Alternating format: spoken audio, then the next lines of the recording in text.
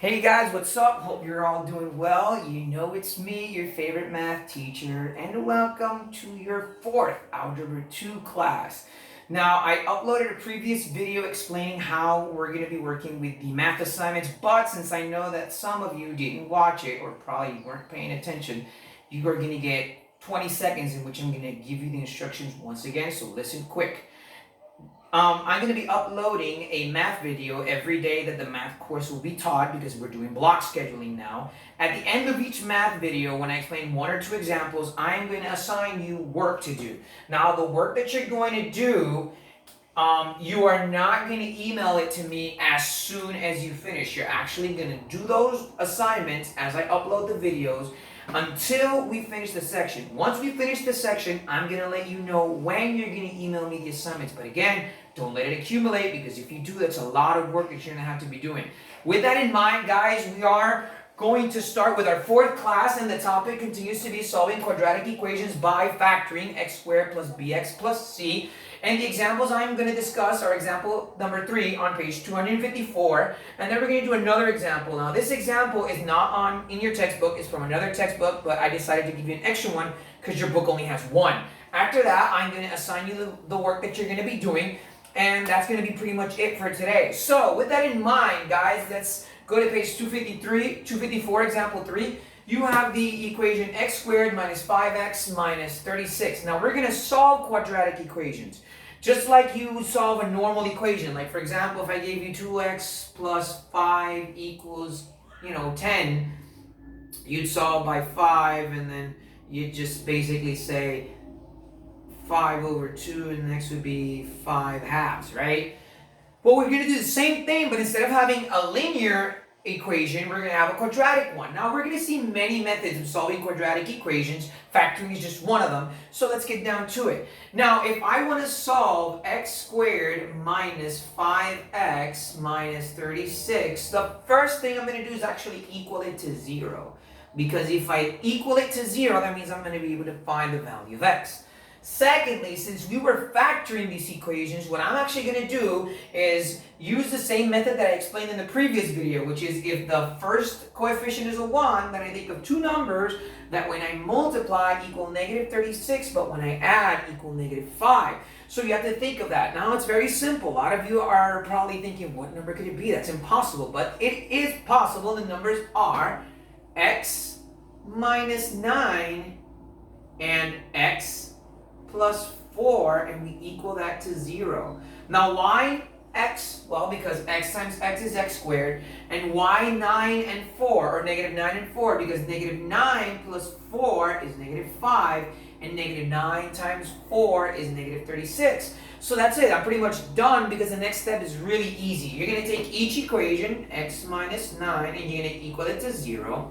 And you're going to take x plus 4, and you're going to equal it to 0. Now, what I'm going to do is actually add 9 on this side, add 9, and this is going to actually equal, let me do it bigger because that way. So you're going to add 9, this is going to cancel out, and x is going to equal positive 9, and you're going to do the same thing with x plus 4 equals 0. But now instead of adding 4, I'm going to subtract 4, so minus 4, this cancels out, x equals negative 4. And that's it, guys. That's your answer. Because there is a quadratic function, remember that the quadratic function is a parabola, that's why you're going to have two answers. Now, in this case, one x is positive and the other one is negative. Sometimes they could both be negative, or sometimes they could both be positive. But that's pretty much it. There's nothing to it. Let's do the next example, and then we're pretty much done with section 4.3, and we're going to move on to section 4.4. All right? So you have x squared minus 7x plus 12. So you're going to do the same thing. First is equal everything to 0. So you're going to say x squared minus 7x plus 12 equals 0, which is what I did here. Then what you're going to do, guys, is you're going to think of two numbers, because the leading coefficient is x, two numbers that when you add equal negative 7, and when you multiply equal positive 12. Well, in this case, it's actually negative 4 and negative 3. First, I use the x, because remember that x times x is always going to be x squared. And then I say minus 4 and minus 3.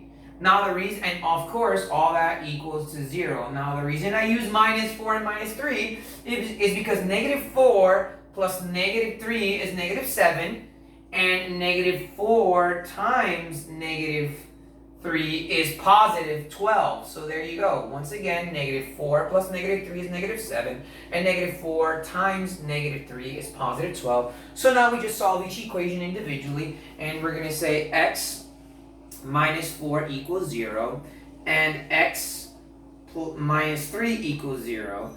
So in this case, I'm just going to add 4, and you're going to say plus 4 plus 4, this cancels out, x equals positive 4, and x, you're going to add 3, and x equals 3, because 0 plus 3 is 3. So guys, that's it. Now what you're going to do is you're actually going to do problem 254, the guided practice on page 254, problem number 8, and then you're going to go to the skill practice on page 255, and you're going to do problems 3 through 6, guys, and that's it. On problems 3 through 6, what you're going to do is you're going to factor them out, and if you can factor them, and if you can't factor them, simply say cannot be factored. Guys, that's it. That's the end of your class. Now, you are not going to send me these assignments until I let you know. You are going to do them because if you let them accumulate, it's going to be a lot more work, but you're not going to send them until I tell you to. So I will see you next Wednesday for your next math class. Have a great day, guys, and this is your favorite teacher, your absolute favorite teacher, saying goodbye, stay safe, and I'll see you soon. Bye, guys.